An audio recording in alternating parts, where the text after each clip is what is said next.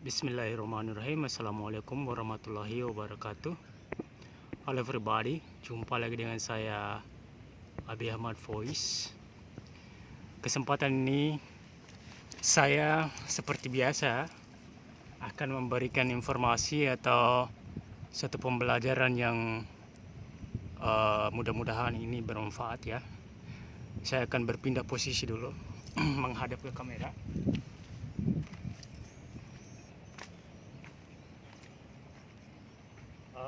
Mungkin suara saya akan mengecil, tapi saya ingin mengatakan bahwa dalam hidup kita ini ada dua hal yang perlu kita ingat, teman-teman. Dua hal itu adalah terkait. Yang pertama itu kita harus betul-betul memutuskan atau memilih jalan yang betul-betul menurut kita itu adalah jalan yang terbaik. Artinya kita sebetulnya tidak berkuasa di atas muka bumi ini. Ada orang yang mengatakan bahwa di atas langit masih ada langit. Ada makna tersembunyi dari ungkapan tersebut. Di atas langit masih ada langit. Di atas orang kaya masih ada orang yang lebih kaya. Ya.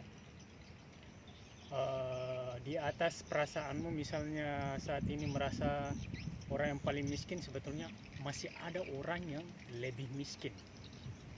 Bahkan sangat ekstrim. Sampai mengalami kelaparan.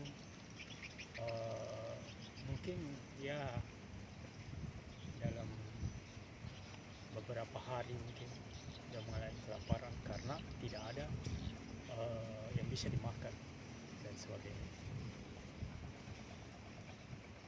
Maka kita harus betul-betul mengerti bahwa hidup ini ada penguasanya, dan penguasa itu harus masuk akal begitu. Harus rasional. Tidak mungkin kita menyembah batu sementara saya saja saat ini sedang menginjak batu, berdiri di atas batu.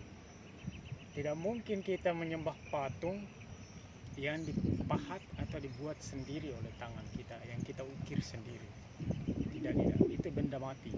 Tidak mungkin, bahkan pohon ini kan dia bisa bertumbuh sebesar apapun pohonnya, itu bukanlah Tuhan. Menurut rasionalnya manusia itu sebetulnya, kalau dia mau jujur ya, pikirannya itu sangat mudah memahami, tapi terkadang dia sendiri yang memblok atau menahan dan tidak mau menerima kebenaran itu. Dia tidak jujur ya, dia lebih memilih memilih berada di jalan yang sesat karena egonya mungkin ya. Dia merasa sudah berada di atas jalan yang benar. Itu yang pertama ya. Jadi ingat baik-baik bahwa yang pertama kita harus memilih satu jalan yang sudah diajarkan ya, diberitahukan, diperingatkan oleh Tuhan kita pencipta alam semesta ini. Ikutilah dia. Jangan kau menyembah pohon, menyembah batu, menyembah patung ya. Jangan ada Tuhan lain selain aku. Itu kata Allah kan. Kenapa ini yang paling penting ya dalam hidup ini? Karena begini teman-teman, kalau kita meyakini setelah kematian yaitu ada kehidupan, otomatis kehidupan seperti apa yang kita mau ya. Bayangkan di dunia saja yang sementara ini kita merasakan begitu sakit dan menderitanya ketika kita tidak punya apa-apa kan, ketika kita miskin ya. Susahnya minta ampun. Apalagi di kehidupan yang abadi. Kita harus berpikir baik-baik. Jika Tuhan mengatakan bahwa di kehidupan abadi, di kehidupan setelah kematian itu adalah pertanggungjawaban. pertanggungjawaban kita ya selama hidup di dunia ini, apakah kita bersyukur di tempat yang benar ya, pada tempatnya, atau malah kita bersyukur kepada batu, kepada alam, kepada lain-lain selain Tuhan. Harusnya kita benar-benar paham cara berterima kasih yang benar itu seperti apa. Bayangkan kalau kita dibesarkan oleh ibu kita, diberi makan, ayomi, ya, dirawat saat kita sakit dan sebagainya, tapi kita malah berterima kasih kepada mendahulukan ibunya orang lain ya, misalnya seperti itu ya. Otomatis kita ini bisa dibilang sangat durhaka begitu. Kita lebih memilih setelah mendapatkan berpenghasilan dan sebagainya, memilih mentraktir teman terlebih dahulu dibanding mentraktir ibu kita. Itulah yang disebut dengan kurang tepat ya, atau bahkan itu sangat di luar nalar, tidak masuk akal kita berterima kasih di tempat yang salah ya, salah tempatnya ya. Karena begitu banyak, bahkan miliaran manusia di dunia ini berterima kasih kepada batu, kepada patung yang bahkan tidak bisa bicara, yang bahkan tidak bisa bergerak ya, yang harus ditandu, diangkat ke sana kemari, dipindahkan oleh manusia. Kalau saya berpikir ya, orang anak kecil pun bisa bertanya-tanya, ngapain saya menyembah patung yang ditandu kemana-mana itu, yang kita pahat, yang kita apa segala ya, yang masuk akal sama sekali. Cuma manusia itu memang terkadang begitu bodohnya ya, begitu mudahnya didoktrin orang lain sehingga dia sendiri ya membiarkan saja begitu ya. Padahal itu adalah hal yang paling urgen ya, yang bisa menyelamatkan hidupnya nanti di kehidupan selanjutnya. Ini penting saya peringatkan bahwa jangan kau menyembah Tuhan lain selain Allah. Qul huwallahu ahad, dialah Allah satu-satunya, tidak ada yang serupa di atas tanah, di atas langit, di dalam laut, di gunung dan sebagainya. Tidak ada yang serupa dengan Allah ya. Makhluk apapun yang kita lihat, yang bisa kita lihat di dunia ini dari ujung langit ke ujung langit, itu bukanlah Tuhan ya. Selama kita bisa melihatnya, selama kita bisa menjangkau, itu bukanlah Tuhan. Jadi seperti itu simpelnya, Tuhan itu maha besar. Kapan kita bisa melihat Tuhan ya? Mungkin banyak orang tidak sabar ya, kenapa sih Tuhan tidak mau perlihatkan saya dirinya. Mata kita ini yang kecil apa ya, dari segi jangkauannya teman-teman, terbatas kita ini. Jangan terlalu sombong ya, manusia itu tidak bisa melakukan segalanya ya. Walaupun mereka diberi otak dan sebagainya, terbatas teman-teman. Yang unlimited itu ya Tuhan sendiri. Makanya nanti ya, kan dia Allah itu menjanjikan bahwa orang-orang beriman nanti bisa melihat Tuhannya, kepada Tuhannya mereka melihat, dan itu adalah puncak kenikmatan. Tapi nanti setelah kematian, setelah hari berbangkit, setelah pertanggungjawaban ya, setelah hisab, maka minimalkanlah segala kesalahan di dunia ini ya. Minta ampun sebanyak-banyaknya ya.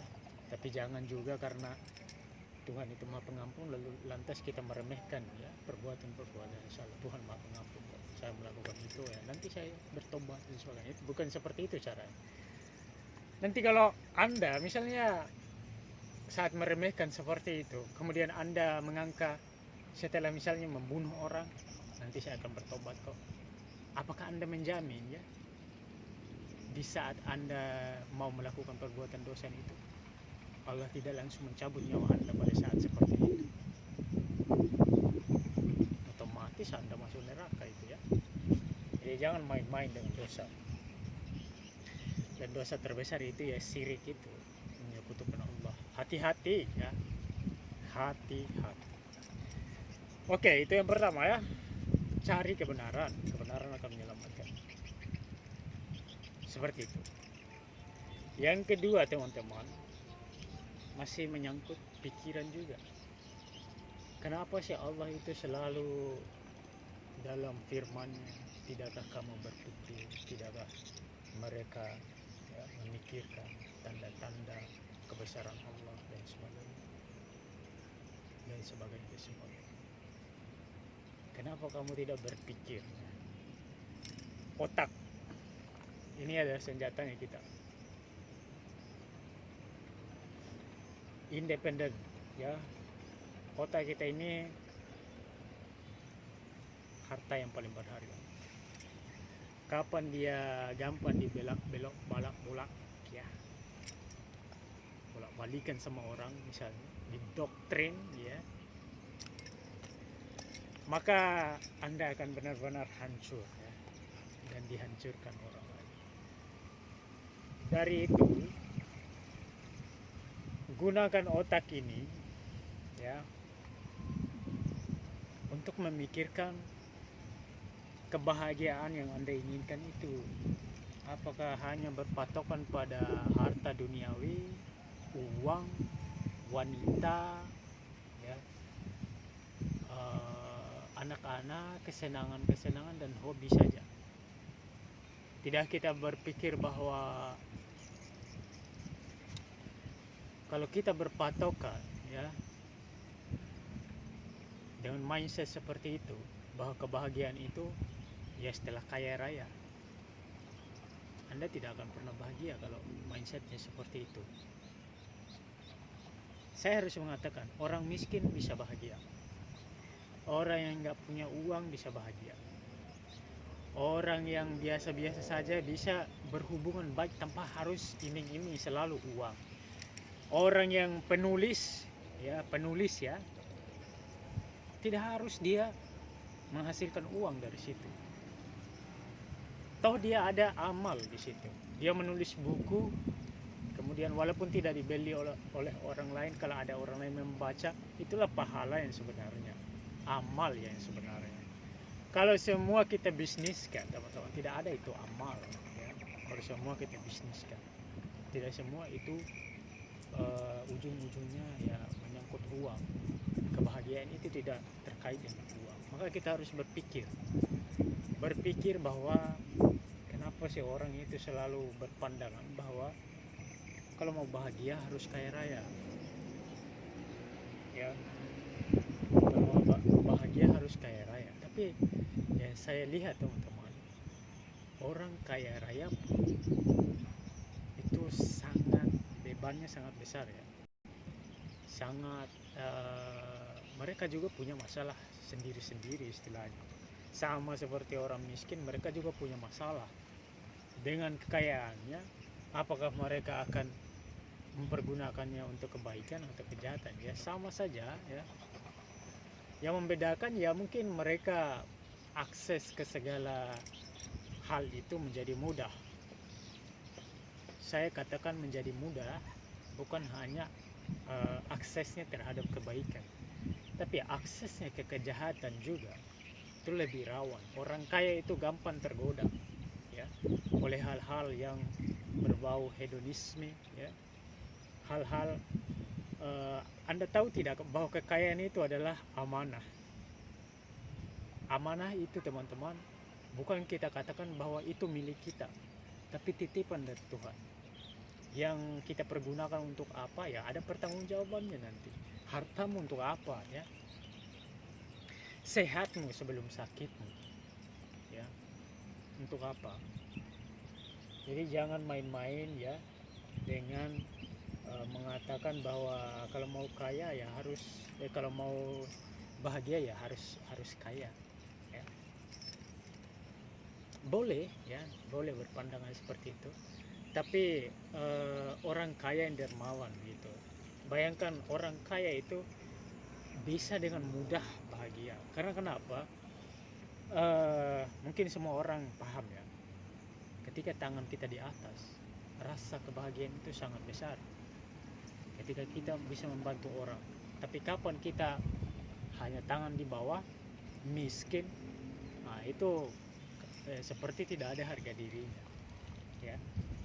Jadi kalau dibandingkan ya, jadi orang kaya itu dia bisa memberi, menjadi orang-orang yang tangannya di atas, yang menolong saudara-saudaranya. Ini harta itu bukan, istilahnya jangan mengatakan bahwa harta itu adalah hak saya. Tidak, teman-teman. Bahkan dalam harta yang kita dapatkan itu ada hak anak yatim, orang miskin, dan orang-orang yang terlantar. Kita harus bantu sesama manusia. Kita tidak boleh hanya kaya sendiri, sukses sendiri. Itu hal yang kurang etis ya. Dalam hal kita berterima kasih kepada Tuhan yang memberikan kita kelimpahan kan. Jadi kalau kita mau berterima kasih, ya benar-benar terima kasih, ya kita harus memberikan. Ya mungkin tidak harus semuanya kita bagikan ke orang lain ya. Kita bagikan saja sesuai porsinya ya. Dan kita bantu orang, kita angkat derajatnya orang, jangan malah kita dorong. Kita jangan senang dengan kesusahan orang lain ya. Jangan senang dengan kegagalan dan kemiskinan orang lain, tapi senanglah dengan kesuksesan, keberhasilan orang lain ya. Jadi seperti itu. Jadi yang pertama tadi, sembahlah Tuhan yang benar. Jangan main-main dengan itu. Yang kedua, berpikir ya. Berpikir ini bisa menolong kita untuk terbebas dari kebodohan, dari perilaku-perilaku yang buruk, dari pemahaman-pemahaman yang mindset yang bodoh, yang salah ya. Seperti itu. Mungkin itu saja, mudah-mudahan bermanfaat. Wassalamualaikum warahmatullahi wabarakatuh.